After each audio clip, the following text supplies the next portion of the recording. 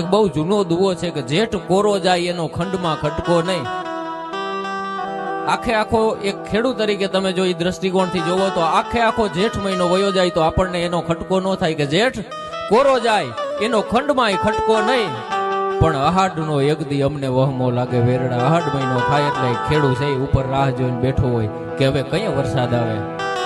કારણ કે ખેડૂત છે એની મુઠ્ઠી ભરી અને ખાલી અહીંયા એ બી નથી વાવતો, એને દીકરીને કરિયાવરને વાવતો હોય, એના દીકરા ભણતા હોય તો એ દીકરાની ફીને વાવતો હોય. એનો સ્થૂળ અર્થ એવો થાય કે ખેડૂત વરસાદની રાહ જોઈને બેઠો હોય, પણ એનો ગર્ભિત અર્થ માવજીભાઈ આપણે જોઈ તો એવો થાય કે 1000 માણસની મેદની તમારી સામે બેઠી હોય અને અહીંથી કોઈક વાત રજૂ કરવામાં આવે, અહીંથી કોઈક ગીત રજૂ કરવામાં આવે, અહીંથી કોઈક કવિતા રજૂ કરવામાં આવે.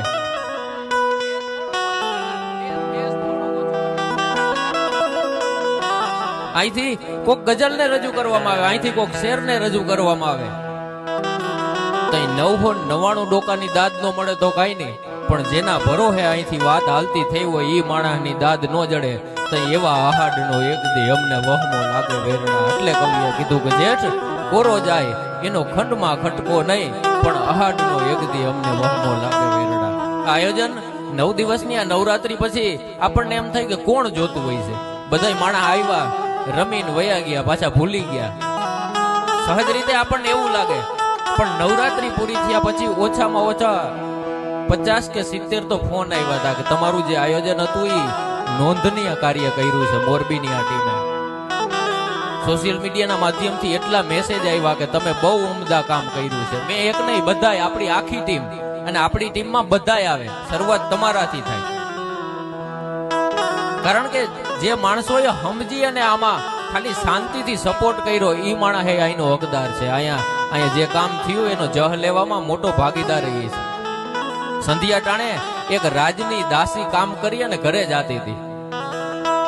આ બહુ લોકસાહિત્યની ઝીણામ ઝીણી વાત. એ દાસી ઘરે જાતી હતી એટલે એને ત્યાંથી એક હીરો મળ્યો. દાસીને શું ખબર કે હીરાની કિંમત શું હોય. એને લઈ અને પગની મોજડી હેઠે રાખી દીધો, કોઈ આને જોવે નહીં. હીરો સાચો કે ખોટો એને એ ખબર નહોતી, પણ લઈ અને મોજડી હેઠે રાખી દીધો. બીજે દી હવારમાં એ ધડું કરાવવા ગઈ, દુકાન હતી અહીંયા વેચવા ગઈ અને ઝવેરીને જઈ અને હીરો આપ્યો. ઝવેરીને ઈર્ષા થઈ કે મારું આ દાસી, આ ગરીબ બાઈ નાના હાથમાં હાચો હીરો ક્યાંથી. એટલે એને હીરાનો ઘા કરી દીધો, ખાલી એવું સાબિત કરવા માટે કે આ હીરો ખોટો છે. કદાચ હાચો કે તો એ દાસીને પૂરો ભાવ આપવો પડે, એને રકમ પૂરી આપવી પડે. એટલે એને મૂકી દીધો, હીરાનો ઘા કરી દીધો કે બેન આ ખોટો છે, આ પાણો ક્યાંથી લઈ આવી. એમ કરીને ઘા કર્યો એટલે હીરો તૂટી ગયો. તઈ ઝવેરીને અફસોસ થયો કે મેં ખાલી હીરાને ઘા કર્યો એમાં તૂટી ગયો. તઈ એને હીરાને એક સવાલ કર્યો કે ચેરીને પગતળ દિયો તાતે ન ગઈટો માન. કે ચેરી છે આ રાજની વડારણ છે, આ દાસી છે, એને તો પગતળ દિયો, પગની પાણીએ બાંધીને લઈ આવી. તઈ તારું માન નો કઈટું કે ચેરીને પગતળ દિયો તાતે ન ગઈટો માન. પછી હીરાએ જવાબ આપ્યો કે હા, ચેરીને પગતળ દિયો તાતે ન ગઈટો માન, પણ તું જાનન હાર અજાણ ભયો તાતે હીરો ફટાણ. તને તો ખબર હતી કે આની કિંમત શું છે, છતાંય તે ઘા કર્યો. એટલે એની દુઃખમાં, એની પીડામાં એ હીરો તૂટી ગયો કે તું તો જાનન હાર અજાણ ભયો તાતે હીરો ફટાણ. કારણ કે જહાજોએ ડૂબાડી દીધેલના દાખલા છે. શોધવા તમે જાવ તો અહીં જહાજોએ ડૂબાડી દીધેલના દાખલા છે. અસ્તિત્વથી પર જઈ અને માણસો અમુક ઘટનાયું, અમુક વાર્તાયું, અમુક કથાયું, અસ્તિત્વથી પર માણસ પોતાના જે અવતારો થઈ ગયા. મવજીભાઈ, લોકસાહિત્યની બહુ ઝીણામાં ઝીણી એક વાત કે જે અવતારો થઈ ગયા કૃષ્ણ છે તો એ અવતારી પુરુષ કહી શકાય. કે આખા એ સંજોગો ભેગા થાય, આખા બ્રહ્માંડને એ વાતની અસર થાય, આખા બ્રહ્માંડ ઉપર એની અસર થાય. ત્યાં કૃષ્ણ અવતરે, ત્યાં રામ અવતરે. પણ લોક કથાના જે પાત્રો છે, જે પાત્રો મહાભારત, જેને આપણે ઈશ્વર તરીકે પૂજીએ છીએ, એ પાત્રો વિધિના વિધાન તરીકે આવ્યા હતા. આ સૃષ્ટિ ઉપર અમુક કામ બાકી હતા, અમુક પરિવર્તનો જરૂરી હતા, એટલે એ પાત્રો આ જગતમાં આવ્યા હતા. પણ લોકકથાયુના પાત્રો મોટા એટલા માટે છે કે નહીં ખબર નહોતી કે અમારા જીવનમાં ઘટના ઘટનારી છે, છતાં એ હટીને આવ્યા હતા. એના હાટું દાદે કીધું કે એક રંગો નહીં તું રંગ પલટીને આવ. બહુ અદમાં અદ માણા. આ ફળહર આપણું આમરણની બાજુનું ઈ મસીમાં હજી ઓલિમ્પિકની વાત આવી હતી એટલે હું એને ઈ કાંઠાનો હુકો વિસ્તાર પણ ઈ અંદરથી ભેજવાળા માણા ધારે તો શું કરી શકે?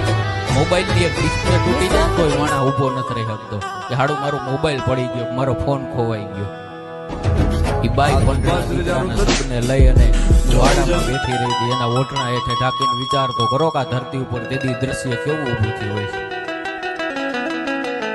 સામે એક આદમી વચ્ચે સંવાદ નથી થતો, એક પણ લીટી એક પણ અક્ષરનો સંવાદ ન થાય, છતાંય ખાલી એટલી જ વાત થાય કે કાનો હવે આ જગતમાં નથી. એમ લોક સાહિત્ય ને હું જાણતો થયો, હું સમજતો થયો, હું જોતો થયો, ત્યાંથી મારી ઈચ્છા હતી કે એવા પાત્રોને જોવા છે, એવા પાત્રોને મળવું છે કે જેની કથા જગત સામે હોય અને એના પાત્રો જગત સામે જીવતા હોય.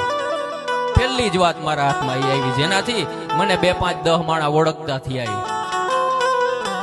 પણ આપણે જઈ અને પૂછી કે તેથી એને એક પણ પોસ્ટકાર્ડ નથી લખ્યો, એના નામની એક પણ તકતી એને ક્યાંય નથી લગાડી કે અમે આવડું મોટું કામ કરી નાખ્યું. એ ખાલી એટલું જ કહે કે એ તો અમારું હતું ને અમારે એને હાચવવાનું હતું. ટાણા જેને હાચવા ઈ માણા આ જગતમાં અમારું. દીકરીની જાન એના પાદરમાં. આપણે તો શિવરાતુના ટાણાને ભાણેજું પૈણવા આવતા હોય ને કેટલી જાનું તેથી આવેલી. 1992 ની આ વાત.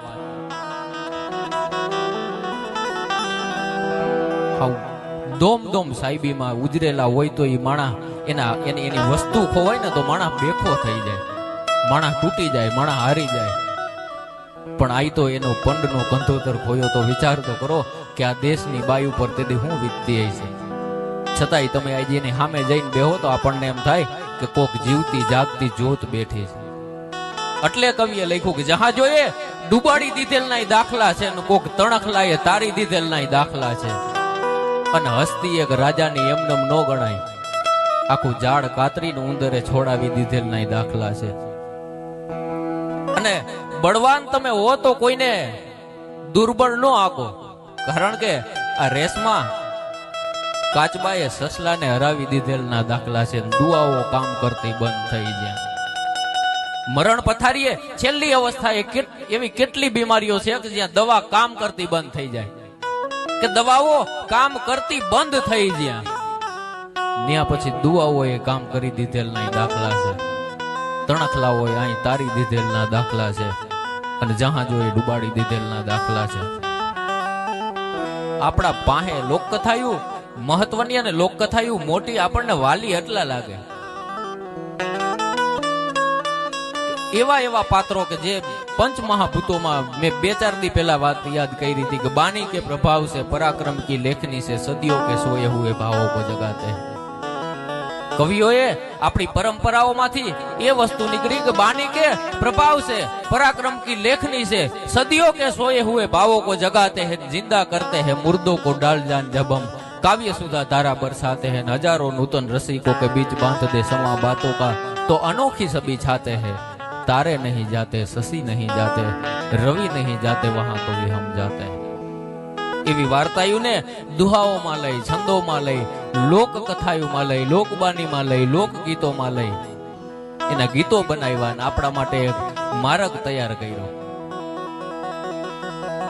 કારણ કે ડરાવી ધમકાવી અને તમે કોઈ વનુજના 2 હાથને જોડાવી શકો, પણ સિંહના પંજાને તમે એમ ન ખોડાવી શકો. શિખરો કઈ સર કરો તમે તમારા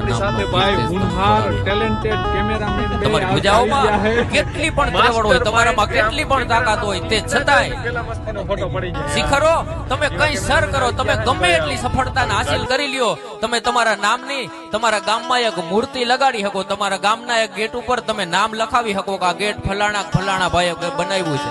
શિખરો કઈ સર કરો અને તમે તમારા નામનો કીર્તિ સ્તંભ ખોડાવી શકો, પણ ગામને પાદર એક પાડ્યો તમે એમ ન ખોડાવી શકો. એના હાટું થઈ અને શહાદત બોરવી પડે. પાડ્યો જઈ થાય માણસ લડતો આ દેશ હાટું, ગાયું ગવત્રીયું હાટું, ઇજ્જત હાટું કામ આવે ત્યાં, અને આબથી જે ખરે એને તમે હાથમાં ઝીલી શકો. સ્વાતિ નામનું જે નક્ષત્ર છે એમાં વરસાદ થાય એ પછી એ માછલીયું છે, એ માછલીયું જે છે એ ઝીલી લે એટલે એમાંથી મોતી થાય. એટલે દાદે કીધું કે આભમાંથી જે ખરે એને તમે હાથમાં ઝીલી શકો દાદ, પણ આંખથી ખૈરું એને તમે એમ ન ઝીલી શકો. અંતરના ઉડાણની કોક વેધુને કહેવાય. ચોરે નો ચિતરાય ચિત્તની વાતોને શંકરા. કેટલી કેવડી મોટી ધરોહરું છે લોક સાહિત્યની, કેવડી કેવડી વાત, કેવડા કેવડા પ્રસંગો. અમુક કથાયું, અમુક વાર્તાયું તમે વાંચતા હોય તો લેખકના ગજા ઉપરવટની વાતો હોય. મેઘાણીને ઈર્ષા થાય પાત્રની, લખનાર માણસને પાત્રની જીવનીની ઈર્ષા થાય. આ છે આપણું લોક સાહિત્ય. આમાંથી ગરબાઓ જૈનમાં, આમાંથી આપણા ભાવો જૈનમાં, ઈ ભાવ ઉપર આપણે રમતા હોય, આનંદ કરતા હોય. ત્યારે આજના પ્રસંગમાં આપણે અહીં ઉપસ્થિત છે